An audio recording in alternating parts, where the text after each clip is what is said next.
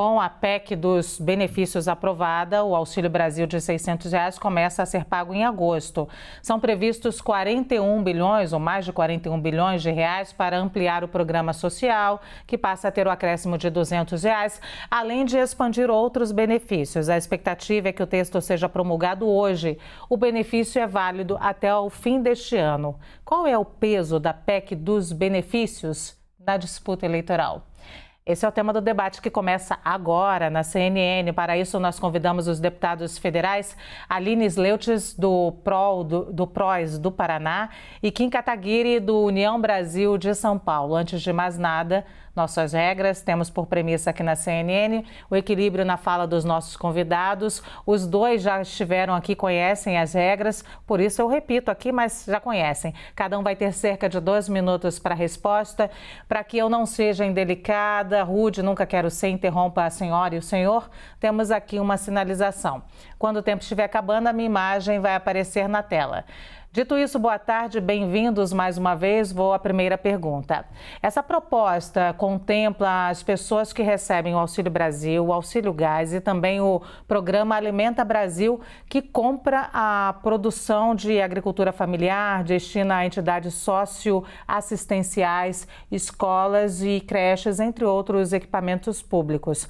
Além desses grupos, caminhoneiros e taxistas também vão receber auxílios. Por fim, será concedida assistência de R$ 2,5 bilhões até 31 de dezembro de 2022 para auxiliar o custeio do direito à gratuidade dos idosos no transporte público coletivo urbano, semiurbano e metropolitano prevista no Estatuto do Idoso. Portanto, a PEC contempla um bom e variado número de pessoas. A minha pergunta é, deputada Aline, qual é o peso da PEC dos benefícios na disputa eleitoral? Boa tarde, é um prazer estar aí com vocês. Boa tarde, meu colega aí, Kim. É uma oportunidade muito grande, né, de nós falarmos sobre uma PEC tão importante para o nosso país.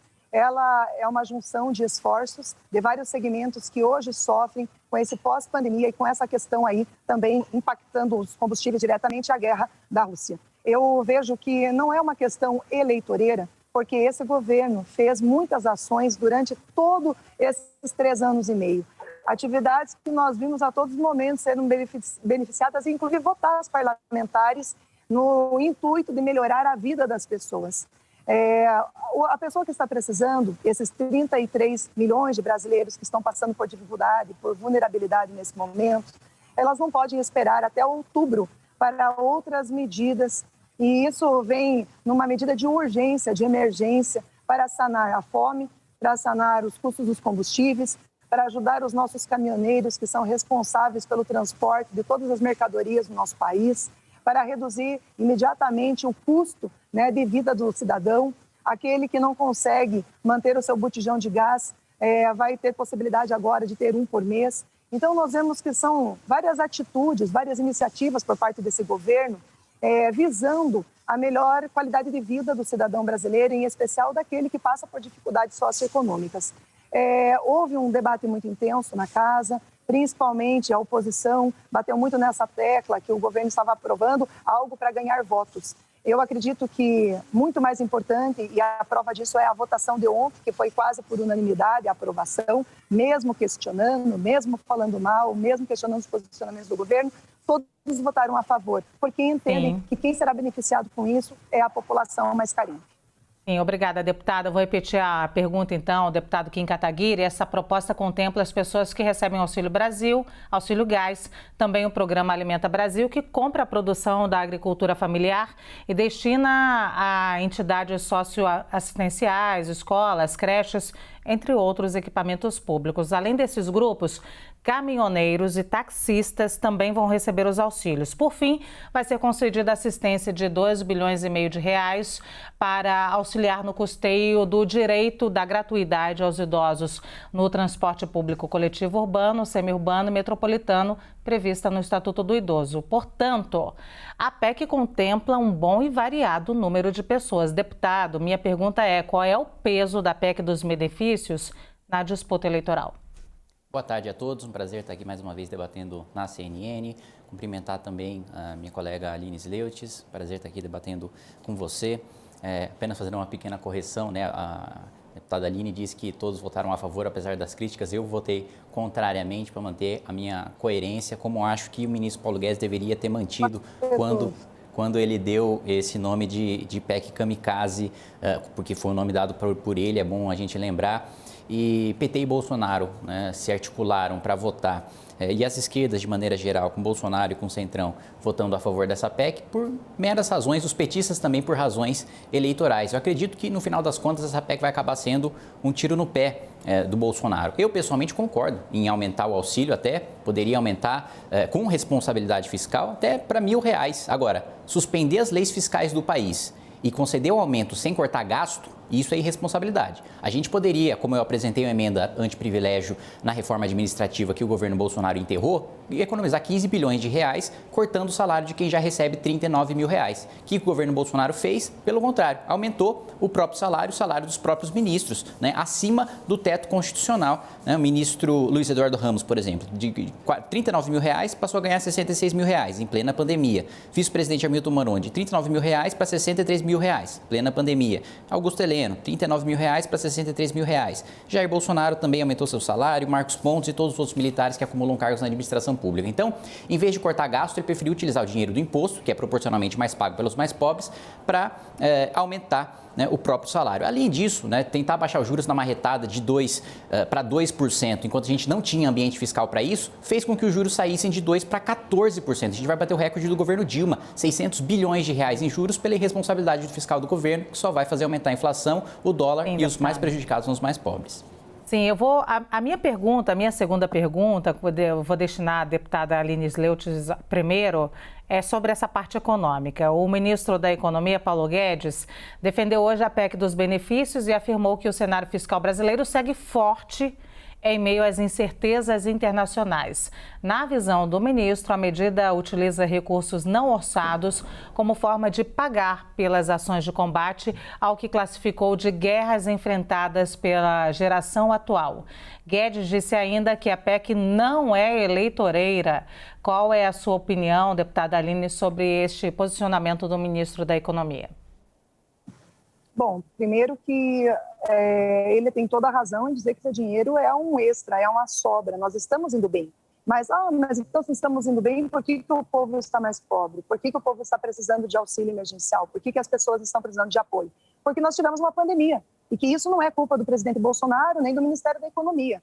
O mundo está sofrendo com a pandemia, com as consequências. Aumentou o custo de produção, aumentou o custo de combustível, aumentou o custo de vida, tanto na roça como na cidade. E nós temos que tomar medidas. E esse dinheiro também, vale lembrar, que nós estamos utilizando os dividendos da Petrobras. Aquela mesma Petrobras que durante muitos anos do governo anterior dava prejuízo, porque nós tínhamos escândalos de corrupção, onde o dinheiro ia para outros lugares e não para o povo brasileiro. Então, hoje nós estamos utilizando esse recurso que é do povo para o povo, trazendo um pouco mais de alento nesse momento, enquanto estamos iniciando uma nova retomada econômica, pós-pandemia, superação dos desafios, aumentando os empregos, trazendo novos investidores, fazendo aí os leilões que precisam ser, as privatizações que precisam acontecer, trazendo dinheiro em caixa, elevando o nível de tranquilidade econômica do nosso país. Então, se nós não tivéssemos passado por esse cenário catastrófico de pandemia e agora com essa guerra da Rússia, certamente a situação do nosso país seria muito melhor. Teríamos muito menos pessoas hoje sofrendo com fome, com vulnerabilidade, teríamos uma condição econômica do nosso país mais estável, poderíamos estar aí com a economia voando, que esse era o objetivo já do primeiro para o segundo ano do governo que está aí, né, trabalhando, mas infelizmente fomos aí acometidos por essa pandemia que não é uma culpa do Brasil e que está aí fazendo, inclusive, todos os países sofrerem e passarem pelas mesmas dificuldades nesse momento. Vou repetir a pergunta, então, ao deputado Kim Kataguiri. O ministro da Economia, Paulo Guedes, defendeu hoje a PEC dos benefícios e afirmou que o cenário fiscal brasileiro segue forte em meio às incertezas internacionais. Na visão do ministro, a medida utiliza recursos não orçados como forma de pagar pelas ações de combate ao que classificou de guerras enfrentadas pela geração atual. Guedes disse ainda que a PEC não é eleitoreira. Qual é a sua avaliação sobre esse posicionamento do ministro da Economia, deputado? Minha avaliação é que se Paulo Guedes se diz um ministro liberal, eu sou uma geladeira, porque isso não tem absolutamente nada de liberal, pelo contrário, né? Primeiro que não há recursos de dividendos da Petrobras sendo utilizados para pagar auxílio nesse momento. Isso não é verdadeiro. O segundo ponto é que o aumento de arrecadação do governo vem da inflação. A inflação não é nada mais do que aumento de imposto velado. O governo está arrecadando mais porque coisas estão mais caras e proporcionalmente o imposto aumenta, né? E mais do que isso, boa parte dessa inflação causada pelo próprio governo e risco fiscal do Brasil, que está maior do que outros países que também enfrentaram a pandemia, e também a taxa de juros que foi baixada na marretada. Para além disso, Petrobras no governo Bolsonaro também tem escândalos. Contratou exatamente a mesma empresa acusada de pagar propina para indicados, né, do PP, do PT e do MDB durante o governo Dilma. Contratou a empresa que mesmo a própria Petrobras considerava bandeira vermelha, que é alto risco de corrupção. Mesmo assim, a Petrobras contratou essa empresa sob a gestão de Jair Bolsonaro, que indica a maior parte do conselho, e o presidente da estatal também. Para além disso, a gente teve gastos com kit de robótica superfaturado, R$14 mil cada um para a escola que não tem nem privada, ou seja, claramente um esquema de desvio de dinheiro público dentro do orçamento secreto. O esquema também de escolas falsas, escolas fakes, em que o Ministério da Educação paga R$5 mil para fazer uma obra de 50 milhões de reais, só para dizer que o deputado levou 50 milhões de reais quando aquela obra nunca vai sair do papel.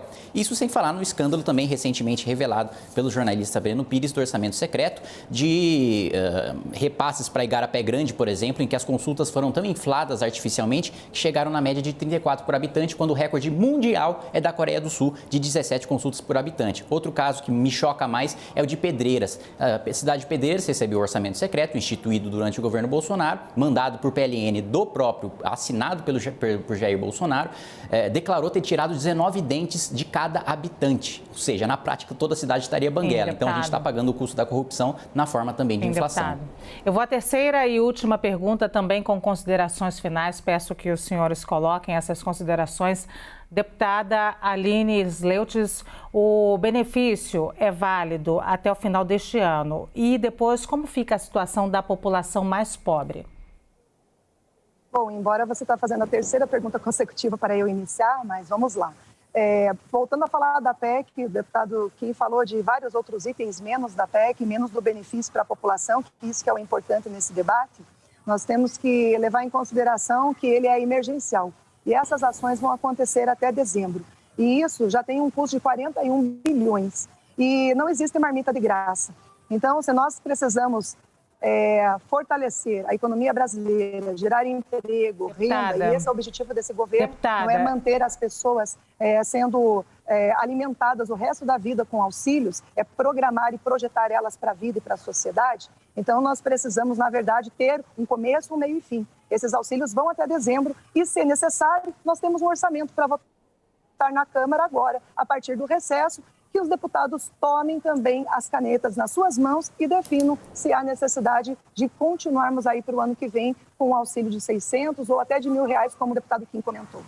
Deputada, me desculpa, eu peço perdão aqui por interrompê-la, houve um erro de cálculo aqui da nossa produção, nosso tempo vai ser menor, com certeza nossa produção vai dar agora o mesmo tempo agora para o deputado Kim Kataguiri, e peço desculpas de novo por tê-la deixado começar 3 vezes. Não acontecerá da próxima vez que a senhora vier aqui, deputada, pode ter certeza. Vou repetir então a pergunta ao deputado... Tranquilo, estamos aqui para trabalhar. Ao deputado Kim Kataguiri, o benefício é válido até o fim deste mês. Depois, como é que fica a situação da população mais pobre? O deputado já viu que o senhor vai ter cerca de 1 minuto só. A população mais pobre do próximo ano vai ficar absolutamente mais miserável, né? Passando fome, como já está comprando agora orelha de porco, como já está comprando agora pele de frango. E eu falei sim sobre a PEC, porque tudo que eu falei, todos os gastos e a corrupção do governo Bolsonaro envolvem agora faltar dinheiro para pagar esses benefícios que o governo federal diz que precisa furar o teto de gastos, que precisa suspender a lei de responsabilidade fiscal, coisa que nem o PT fez, né? E ainda nem falei de todos os gastos. Teve general que teve aumento de até R$350 mil ao ano no seu salário também por governo Bolsonaro. Os aumentos de repasses para a imprensa, TV Globo, que o Bolsonaro adora criticar, passou de 33 milhões de reais, depois para 50 milhões de reais, e agora em 2021, 54 milhões de reais, aumentando os repasses exponencialmente. E acho até irônico dizer que não existe marmita, mas na verdade não existe almoço grátis. É uma frase de Milton Friedman, que agora se revira no túmulo, vê um sujeito que se diz liberal promover esse tipo de medida demagógica e populista com o dinheiro do mais pobre, com o dinheiro de imposto do mais pobre, pagando privilégios, pagando corrupção e depois fazendo o mais pobre sofrer com o aumento da inflação. Sim, deputado, muito obrigada. Eu agradeço aos 2 deputados federais, Aline Sleutges, de novo peço desculpa, deputada do PROS do Paraná, deputado Kim Kataguiri, do União Brasil de São Paulo, que estiveram aqui debatendo a PEC dos benefícios com a gente.